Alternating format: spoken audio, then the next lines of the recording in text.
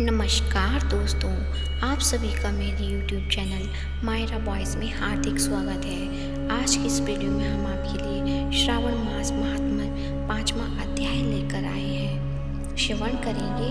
बोलो शंकर भगवान की जय। ईश्वर बोले, हे सनत कुमार, करोड़ पार्थिव लिंगों के महात्म्य तथा पुण्य का वर्णन नहीं किया जा सकता। जब मात्र एक लिंग का महात्म्य नहीं कहा जा सकता तो फिर करोड़ लिंगों के विषय में कहना ही क्या।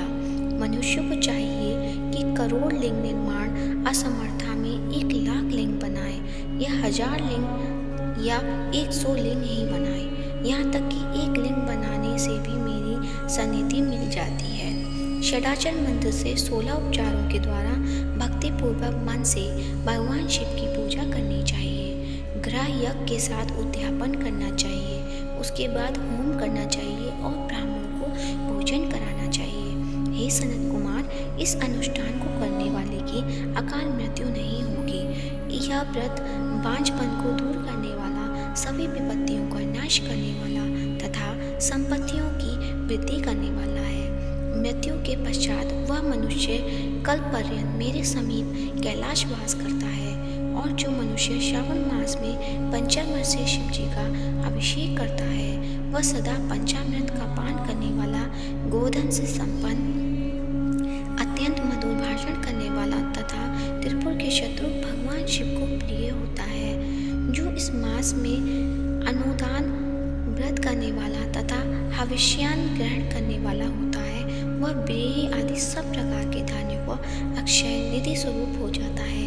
पत्तल पर भोजन करने वाला श्रेष्ठ मनुष्य स्वर्ण पात्र में भोजन करने वाला तथा शाक को त्याग करने से शाक करता हो जाता है। श्रावण मास में केवल भूमि पर सोने वाला कैलाश में निवास प्राप्त करता है। इस मास में एक भी दिन प्रातः स्नान करने से मनुष्य को 1 वर्ष स्नान करने से का फल भी मिला है। इस मास में जितेंद्रिय होने से इंद्रिय बल प्राप्त होता है। इस मास में स्फटिक, पाषाण, मृतिका, मरकतमणि, धातु, चंदन, नवनीत आदि से निर्मित अथवा अन्य किसी भी शिवलिंग के साथ ही किसी स्वयं आविर्भूत न हुए लिंग में श्रेष्ठ पूजा करने वाला मनुष्य सैकड़ों ब्रह्म हत्या को भस्म कर डालता है।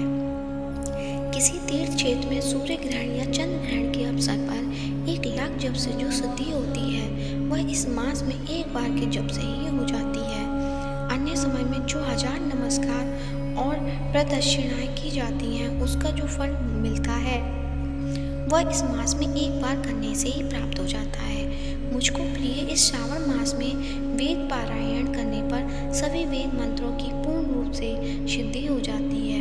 श्रद्धा युक्त होकर इस मास में 1000 बार पुरुष सूक्त का पाठ करना चाहिए अथवा कलयुग में उसका 4 गुना पाठ करना चाहिए अथवा वर्ण संख्या का 100 गुना पाठ करना चाहिए अथवा वह करने में असमर्थ हो तो आलस्यहीन होकर मात्र 100 पाठ करने चाहिए। ऐसा करने वाला मनुष्य ब्रह्म हत्या आदि पापों से मुक्त हो जाता है, इसमें कोई संदेह नहीं है। गुरु पत्नी के साथ सत्संग जन्य पाप करने के लिए यही महान प्रायश्चित है। इसके समान पुण्यप्रद पवित्रता पाप नाशक कुछ भी नहीं है। पुरुष सूक्त के जप के बिना इस मास में एक भी दिन व्यतीत नहीं करना चाहिए। जो मनुष्य इस फल को अर्थवाद कहता है, वह नरकगामी होता है।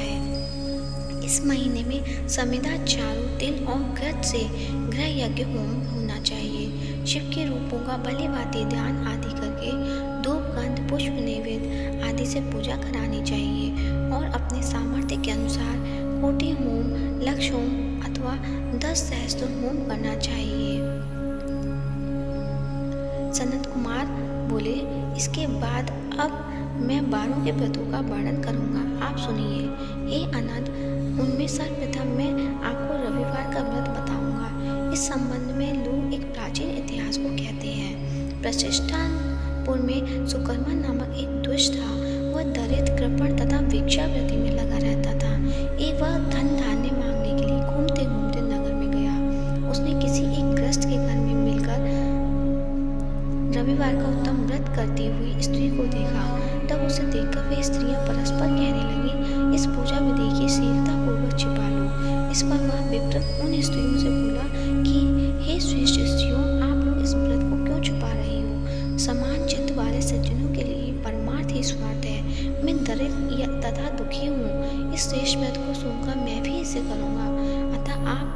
व्रत का विधान व फल अवश्य बताएं। स्त्रियां बोली, हे ध्वज, इस व्रत के करने से आप उन्माद तथा प्रमाद करेंगे अथवा भूल जाएंगे अथवा इसके प्रति अभक्ति तथा अनास्था रखने लगेंगे, अतः आपको ये व्रत कैसे बताऊं। यही बात सुनकर उसमें जो एक प्रौढ़ा स्त्री थी वह उस ब्राह्मण से व्रत तथा व्रत की विधि बताने लगी।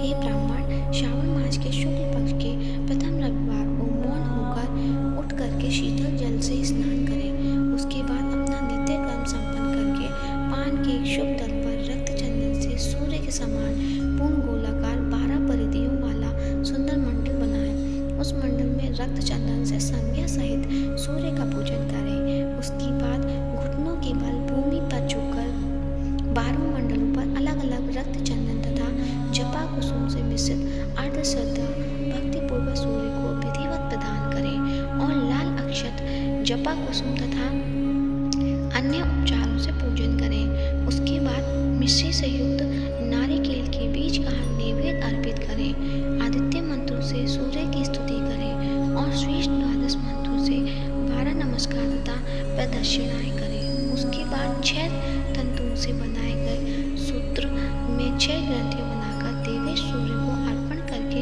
उसे अपने गले में बांधें और पुनः 12 फलों से युक्त वायन ब्रह्म को प्रदान करें। इस व्रत की विधि को किसी के सामने नहीं सुनाना चाहिए। ये विप्र, इस विधि से व्रत की जाने वाले पर धनहीन व्यक्ति धन प्राप्त करता है, पुत्रहीन पुत्र प्राप्त करता है, कोढ़ी कोढ़ से मुक्त हो जाता है, बंधन में पड़ा व्यक्ति बंधन से छूट जाता है, रोगी व्यक्ति रोग से मुक्त हो जाता है। ये विपिन, अधिक कहने से क्या प्रयोजन। साधक जिस अभिष्ट की कामना करता है वह इस व्रत के प्रभाव से उसे मिलता है।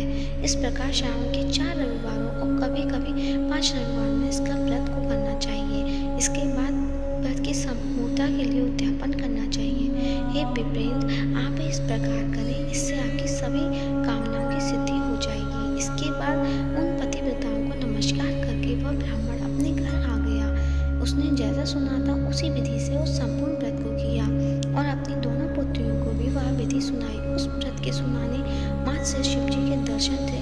उसके पूजन के प्रभाव से वे कन्याएं देवांगनाओं के सदृश हो गई। उसी प्रकार से उस ब्राह्मण के घर में लक्ष्मी ने प्रवेश किया और वह अनेक उपायों तथा निमित्तों से धनवान हो गया। किसी दिन उस नगर के राजा ने ब्राह्मण के घर से होकर राजमार्ग से जाते समय खिड़की में खड़ी उन दोनों सुंदर तथा अनूप में कन्याओं को देख लिया। तीनों लोगों में कमल, चंद्रमा आदि जो भी सुंदर वस्तु है उन्हें वो कन्याओं अपने शरीर के अवयवों के तिरस्कृत कर रही हैं। उन्हें देखकर राजा मोहित हो गए और क्षण भर के लिए वहीं खड़े रह गए। ब्राह्मण को शीघ्र बुलाकर उन्होंने दोनों कन्याओं को मांग लिया। तब उस ब्राह्मण ने भी हर्षित होकर दोनों कन्याएं राजा को प्रदान कर दी। उस राजा को पति रूप में प्राप्त करके वे कन्याएं प्रसन्न हो गई। वे स्वयं इस व्रत को करने लगी और पुत्र पौत्र आदि से संपन्न हो गई। हे मुने, महान ऐश्वर्य देने वाला इस व्रत को मैंने आपसे कह दिया। हे विधि नंदन, जिस व्रत के श्रवण मात्र से मनुष्य सभी